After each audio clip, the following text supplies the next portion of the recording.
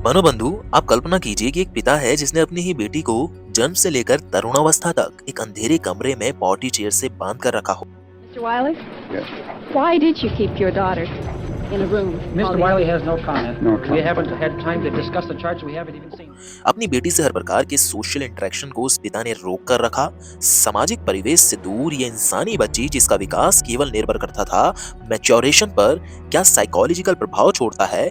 आइए जानते हैं फेरल चाइल्ड की ये सच्ची घटना वॉइस ऑफ साइक के साथ में।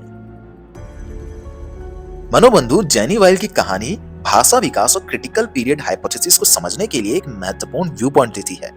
ये कहानी हमें ये सिखाती है कि बचपन के अनुभव और परवरिश का मानसिक भावनात्मक विकास पर क्या प्रभाव पड़ता है। जेनी वाइल्ड को 1970 में 13 साल की उम्र में खोजा गया था। उनका बचपन बेहद दुखद और कठोर परिस्थितियों में बीता। उन्हें उनके पिता ने एक छोटे कमरे में बंद कर रखा था, जहां वह ज्यादातर समय पॉट चेयर से बंधी रहती थी। उन्हें न केवल पूरी तरह उपेक्षित किया गया, बल्कि उनके साथ दुर्व्यवहार भी किया गया। उनके पिता उनसे जब भी बात किया करते थे, चिल्लाकर या मारकर किया करते थे। जब उनकी खोज हुई तो दुनिया उनकी स्थिति से हिल गई। ये मामला यह समझने के लिए एक अध्ययन बन गया कि अत्यधिक उपेक्षा का मानव विकास पर क्या प्रभाव पड़ता है। जब जेनी को बचाया गया तो गंभीर रूप से कुपोषित थी, बोलने में असमर्थ थी और बनी वॉक जैसी हरकत करती थी। वह केवल अपना नाम और सॉरी शब्द पहचानती थी। एक टीम ने उनकी देखभाल और अध्ययन शुरू किया। धीरे धीरे उन्होंने खुद को तैयार करना और आसपास की चीजों को समझना शुरू किया। हालांकि भाषा विकास में उनको कोई ज्यादा इंप्रूवमेंट नहीं हुई। ग्रामर का निर्माण करना उनके लिए असंभव साबित हुआ।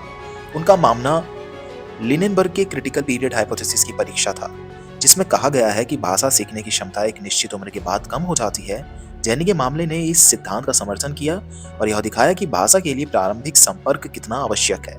जेनी के मामले ने नैतिकता के लिए कई बड़े सवाल खड़े किए। शोधकर्ताओं ने अक्सर अपने अध्ययन को उनकी भलाई से ऊपर रखा, जिसके परिणाम स्वरूप उनकी देखभाल में इनकंसिस्टेंसी आई। कुछ समय बाद उन्हें जीन फॉस्टर होम्स में रखा गया। वहां भी उनके साथ दुर्व्यवहार हुआ, जिससे वो प्रगति नहीं कर पाई और उनकी स्थिति और ज्यादा खराब हो गई। यह मामला वैज्ञानिक लक्ष्य और नैतिक उपचार के बीच संतुलन की आवश्यकता पर प्रकाश डालता है। जेनी की कहानी ने यह दिखाया कि भाषा विकास में प्रकृति और परवरिश का गहरा संबंध है। क्रिटिकल पीरियड हाइपोथेसिस को मजबूती से साबित करते हुए इसने शुरुआती अनुभवों की महत्वता पर जोर दिया। हालांकि इनकी जिंदगी अत्यंत दुखद रही, उनकी कहानी ने यह दिखाया कि मानव आत्मा कितनी दृढ़ हो सकती है। साथ ही इसने ये भी सिखाया कि शोध में नैतिकता का पालन करना कितना महत्वपूर्ण है।